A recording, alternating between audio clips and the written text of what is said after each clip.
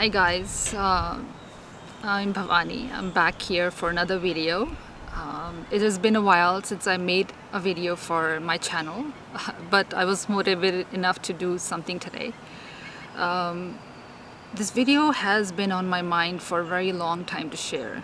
This experience that happened to me was something I wanted to share to show the power of devotion, power of love that a human being can have, and how the divine can come down and can show itself to us. So this experience that I am sharing is very close to my heart, and I always get emotional when I think about it and talk about it. So this happened sometimes might have been 2016, 2017, I believe. I can't remember or recall the exact date, but I remember it was in the early years when my daughter was young, when she was young enough to not, like she was young. This has to do with her, that's why I remember it. So I had, this is after I had met Mohanji, and I was still in the midst of reading about masters and different masters and their lifestyles and their autobiographies and stuff. And there was this master, and he still is there, it's called Sri M. I was reading his book. It's the second level of his biography. And I had picked up because I had read the first level a few years back, and this new edition was out, so I got it and I was reading about it. And there was a chapter in there. It had to do with Lord Krishna as Guruvayoorapan. If you don't know who Lord Guruvayoorapan is, he is a form of Lord Krishna as an 8-year-old child who is a primary deity in the temple. And that temple has a very important place in my heart, as my spiritual journey started from that temple itself. So I have very fond memories and deep connection with that place. So when I read this second part of the autobiography by Sri M, there was a chapter in there about Guruvayoorapan. And I was deeply touched by what was shared. What was to share is that Sri M was born Muslim, and it is a known fact that if you're not born Hindu, natural born, you cannot enter the temple as per the rules of the temple. We didn't set the rules. It's just the way it is for eons. So he was being respectful to that temple, so he had gone there with his friend, and he kind of did not want to enter the temple on false basis. So he kind of stayed outside and slept, because wanting to see the Lord, he kind of slept outside. And so Lord Guruvayoorapan, an 8-year-old child, what Sri M saw in his dream was that Lord came out in his sanctum, from his sanctum scrotum, sanctum sanctorum. He came out and went to visit him actually, and he gave him the darshan, and he fulfilled the wish of Sri M.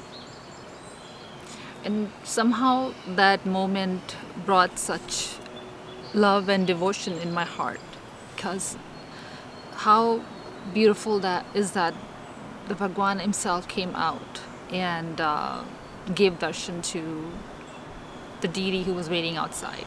It was very touching to me, and in that moment I felt the love of the deity so much in my heart that I missed him so much. I wanted to be with him, and I was kind of teary and missing him. I was crying to be with him. It was a very strange moment, as I got so deep into that emotional aspect of wanting to be with that deity in that moment. I wanted him to, I wanted to be there with him.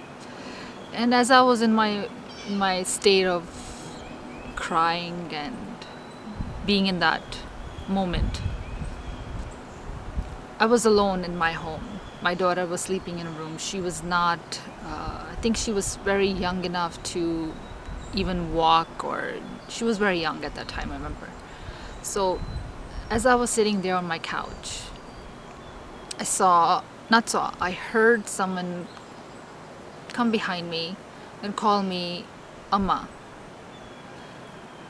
And it kind of took me out of my trance that I was in, that crying phase that I was stuck in. I said, "Who called me Amma?" I kind of just stopped crying and I just turned to my left and I saw there was no one there. But I know I was not hallucinating.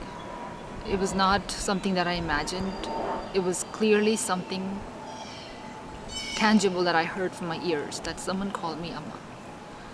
And many years have passed since that incident, and I know deep down in my heart that it was none other than Lord Guruvayoorapan who had come and called me by calling me mother, basically.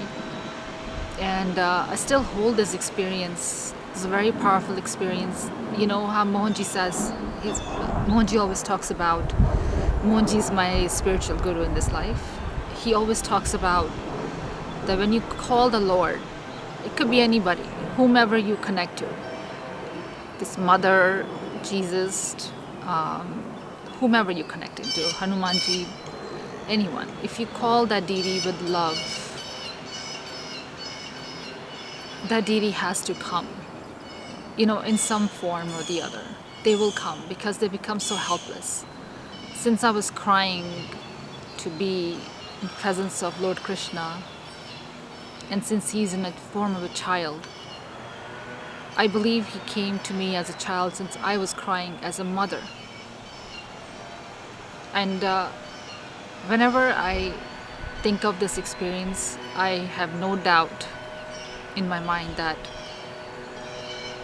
God doesn't come to a deity, to the devotee, I'm sorry. We have the power to call the God to us. And I can say this with confidence. That was a very tangible experience. And sometimes you don't need any confirmation from anybody to know the truth, because your heart tells you the truth. And that is something I know is the truth. I don't need to confirm with anyone, because I tried confirming with Sri M. I went to see him just to ask this question, and he didn't confirm it. I could tell by his eyes he didn't want to tell me, because I already knew the truth in my mind, in my heart. So friends, I truly believe with true devotion and love, we can touch the hearts of gods and they come down to meet us. And I'm not saying that I'm any special or anybody important. It's just when your heart speaks the truth, the deity they melt and they come and they give you darshan. That's all, my friends. I hope you like this video. If you do, please leave your comments and share your thoughts. Lots of love.